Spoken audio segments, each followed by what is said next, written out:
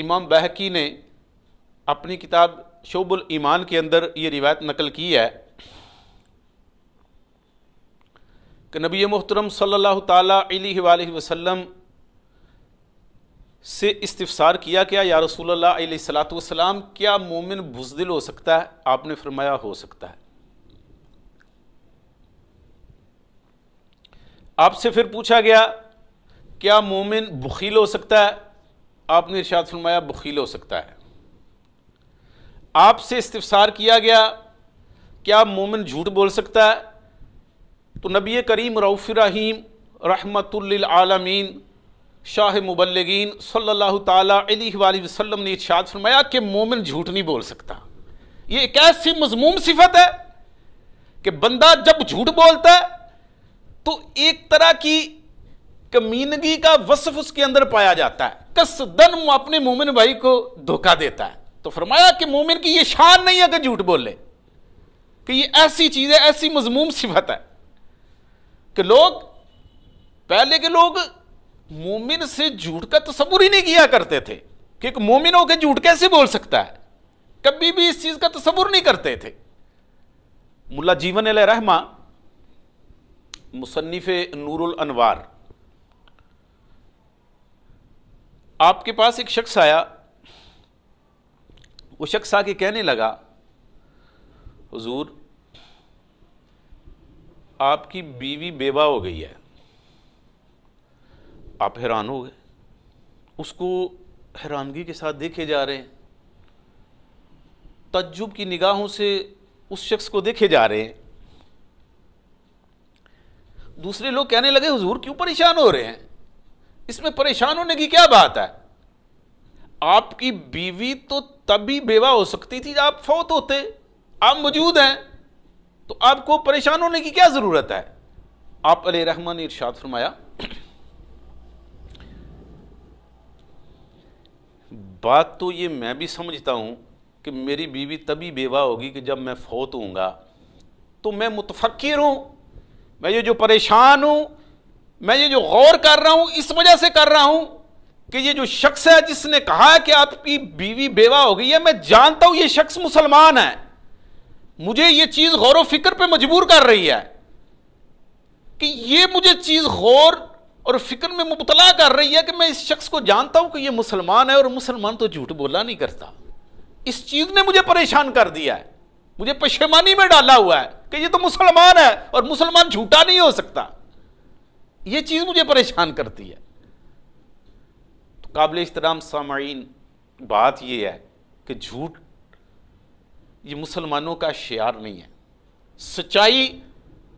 اور وعدہ وفائی یہ مسلمانوں کا شعار ہے، اور یہ جھوٹ ایک ایسی مذموم صفت ہے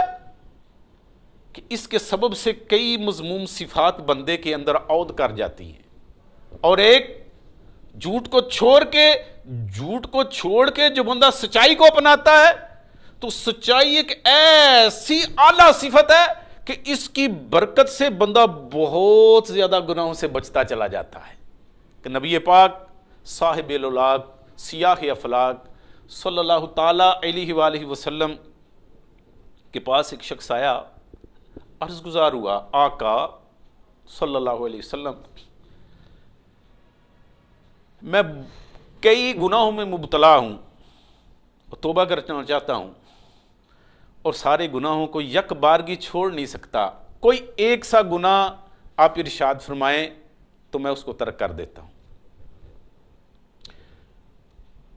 نبی کریم صلی اللہ تعالیٰ علیہ وآلہ وسلم نے ارشاد فرمایا اے شخص تم جھوٹ کو چھوڑ دو۔ وہ شخص چلا گیا، اب چونکہ گناہوں کی عادت تھی اس نے جا کے گناہ والا کام کرنے کا ارادہ کیا، تو اس نے سوچا کہ رات کو نبی علیہ السلام کی بارگاہ میں جانا پڑے گا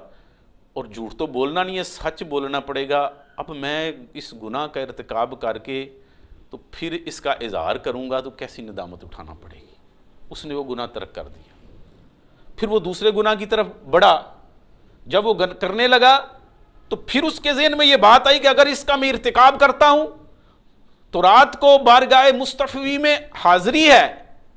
جھوٹ تو نہ بولنے کا وعدہ کر چکا ہوں، تو کیا میں اس گناہ کا اظہار نبی محترم علیہ السلام کی بارگاہ میں کروں گا؟ اس کو شرمندگی دامنگیر ہوئی کہ ایک میں مسلمان ہو کے کیسے اس گناہ کا اظہار کروں، اور جھوٹ میں نے بولنا نہیں ہے۔ خیر اس نے وہ بھی گناہ چھوڑ دیا، وہ تیسرے گناہ کی طرف اس نے ارادہ کیا، تو یہی تخیلات اس کے ذہن کے اندر ظاہر ہونا شروع ہو گئے کہ میں سرکار علیہ السلام کی بارگاہ میں جاؤں گا اور کیا کروں گا، جھوٹ تو بولنا نہیں ہے، اس گناہ کا اظہار کیسے کروں گا؟ اس نے وہ گناہ بھی ترک کر دیا۔ اس نے جتنے گناہ تھے سب کو ترک کر دیا صرف اس وجہ سے کہ میں نے جھوٹ نہیں بولنا۔ تو یہ سچائی ایسی اعلیٰ صفت ہے،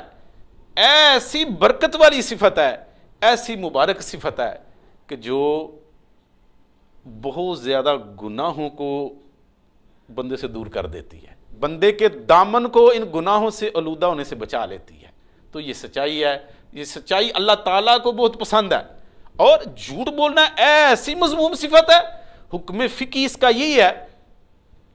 کہ مذاق میں بھی جھوٹ بولنا کبیرہ گناہ ہے۔ تو اللہ جل مجدہ سے دعا ہے کہ اللہ تبارک و تعالی